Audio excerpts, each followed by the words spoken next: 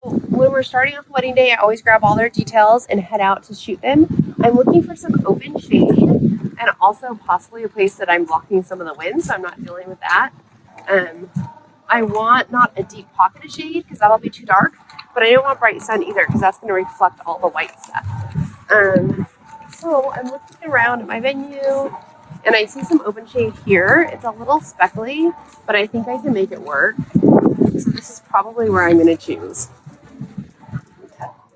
So these are the photos I ended up with. The light is nice and even, and it worked.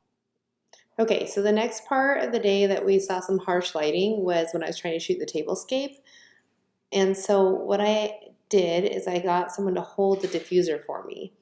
And if you could see, there was all different kinds of lines and spotty lighting on that table. And as soon as she held up that diffuser, then I had a nice area around the plate and the table that was nice, even light.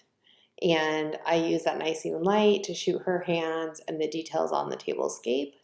I like to include the hands of the bride if I can, if she's not too busy, or if it's a styled shoot or something where you have the freedom to go ahead and shoot the bride at the table. It's nice to have her in those details.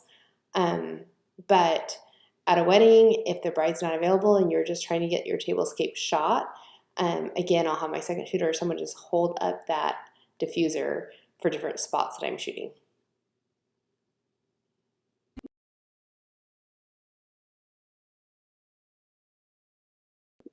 All right, so ceremony is maybe some of the toughest lighting that you deal with on wedding day. You don't have a lot of control over the time of day. You can't control where they're standing. I often find the bride is in bright sun and the groom is more in the shadows, and it can be difficult. So one thing that I have found that works really well, especially in sunny California, is I like to use Portra 160 film. It's very good for bright light. I meter it at 320 and then I push it 3 stops, and it's actually really gorgeous in this kind of lighting. Um, and then I always tell my bride and groom to look each other as much as they can. So I might tell them, hey, after you're married, you're coming halfway down the aisle, give me some kind of cheer. That's what I'm telling them here. And I said, look at each other, don't look at the camera. And so if you give them that kind of direction, you're going to get most of your pictures of them looking at each other during ceremony anyways. And so that's much better than looking directly at the camera when you're in harsh light like this.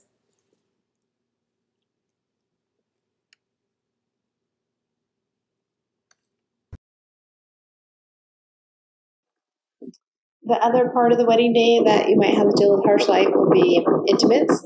Now, I usually like to do couple photos or intimate photos at sunset. That's ideal, and I'll do almost anything I can to make that happen. But there's definitely been wedding timelines that just doesn't work, and so you're going to have to figure out a way to take couple photos in harsh, bright sun. And so this was like 4 o'clock in the afternoon in the summer, hot, bright sun. And as you can see, I'm directing them to turn their toes so that their shadows are in front of them. If you turn their toes so that their shadows are in front of them, it keeps them from squinting and it keeps nice even light on their face. And then you'll notice that I use my hand a lot over my hood instead of a hood ring, and that's just how I control the lighting. And here you can see the end results of that photo, and here are some tips of everything we talked about in the video. I hope you enjoyed it.